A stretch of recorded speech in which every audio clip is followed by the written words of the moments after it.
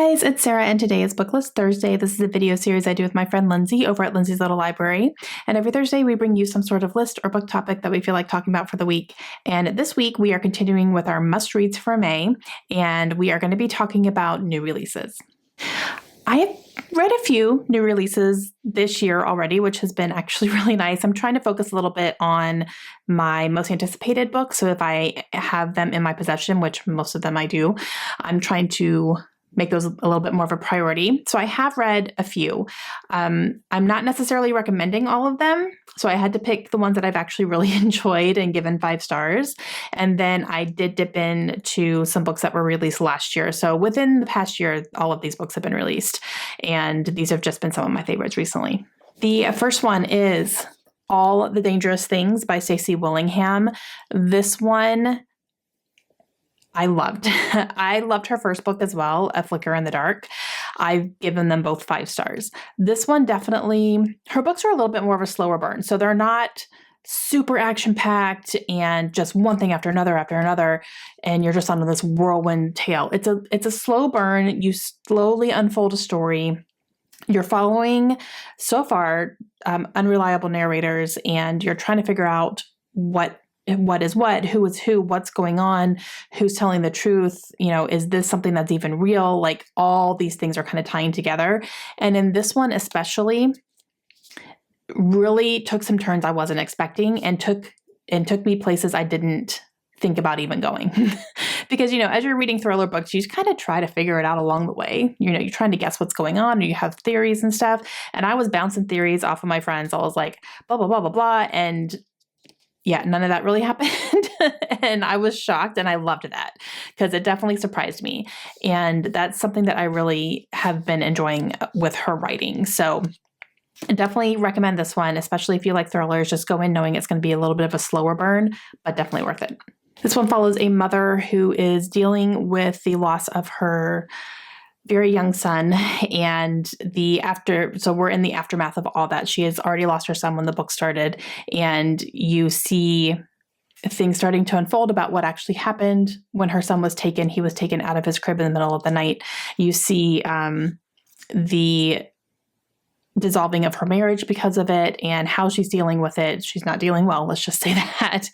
And kind of starting to follow this case. There's also a true crime podcaster that's featured in here who is trying to help her get her story out there and keep it going so that people are keeping interest, because it's been a year since he disappeared and people are starting to lose interest in the story.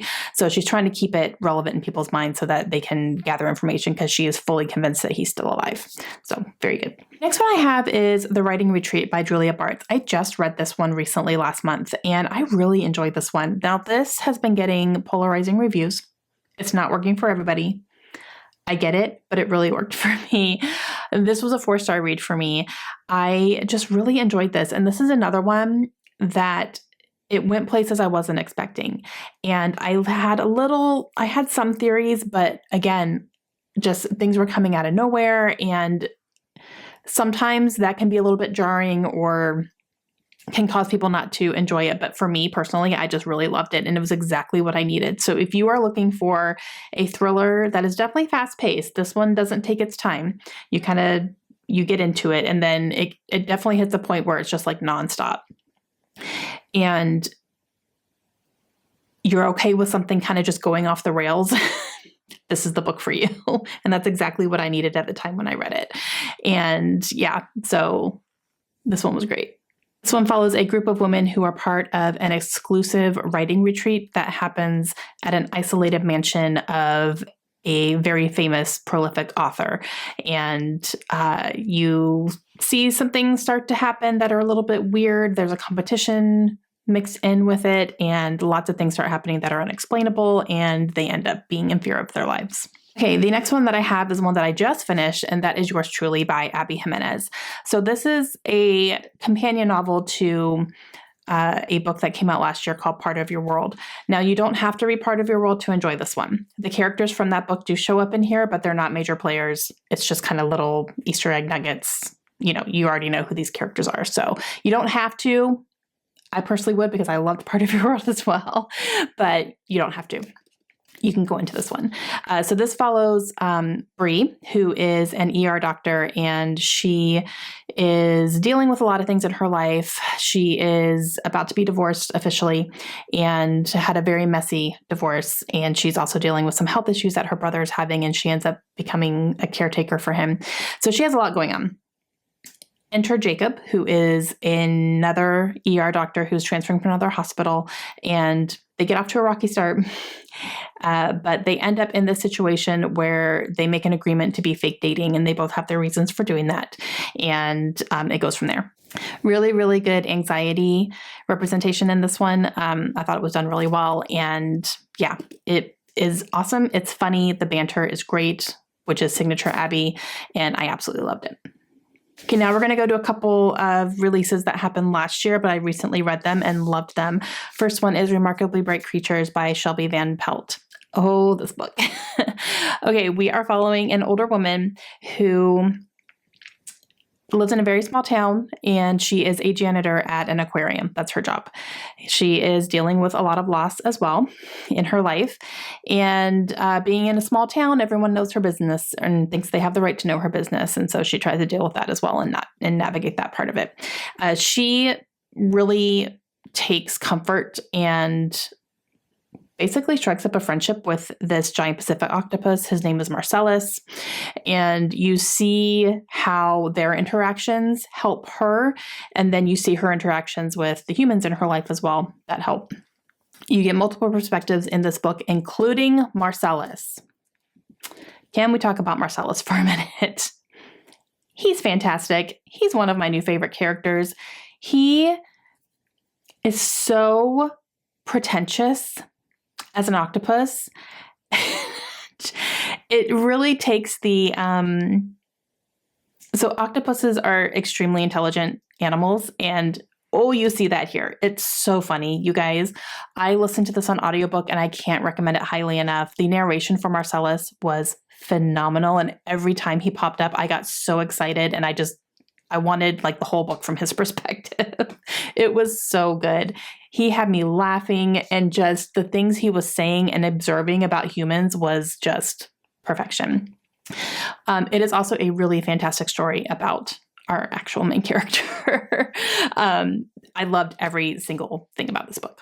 And my most recent read, you guys, is Tomorrow and Tomorrow and Tomorrow by Gabrielle Zevin. This came out last summer, and I was not quite sure what to expect going into this book. I had heard it was really good. It was the book of the year for Book of the Month, which is voted on by members. And so I was very excited to, have it and to read it at some point. It was on my most anticipated list of last year. And I knew that it was about two characters who are video game creators. So I knew that part of it. At first I thought it was like a sci-fi kind of maybe Ready Player One vibe. No, it is not. This is a fiction book, and it is very much set in reality. They are just video game creators. They create actual video games that people play, and they are friends, platonic friends of male and a female who are we're following their friendship over a span of years. So you kind of see how they met and just how their relationship changes and situations that they're in, all the while they are actually working together and creating video games together. And just the things that they experience and go through, I was not expecting really any of it because I didn't know what to expect going into this. But to say that this book is so well written is an understatement. This writing was phenomenal. There was so much packed in this book, but it didn't feel overwhelming. It didn't feel like too much. It came about very organically, and there's a lot of hard topics that are tackled in here, but just enough, not, beating you over the head with anything. But it's in there, and, it's very much based in reality and things that we deal with on a daily basis, even still today, even though some of this takes place in the 80s and the 90s. And I just thought it was done so well. By the time I was done, I went, wow, that was a lot, but it was perfect. It was a little bit of a lot of things, and it all made sense. And it was one complete story. And I just really enjoyed my time reading this. And just when I kept thinking how much more are we going to tackle here? And I'm like, oh, okay, we're going here. All right, let's do it. And it took me for a ride and I loved it. It almost got me to cry. I almost cried, guys. I was right there. I had tears in my eyes and I was like, nope, don't fall. Keep it together. But I was very, very close. And I just absolutely loved it. I loved it. So yeah. Okay, guys, those are 5 new releases that have come out in the past year that I definitely recommend. And I think that everybody must read. I think these books would work for everybody. I really, truly do. Let me know your thoughts down below and make sure you go check out Lindsay and see which books that are new releases that she's recommending. I'm excited to see what she's recommending as well. Okay, we will see you guys again soon. Have a great day. Bye.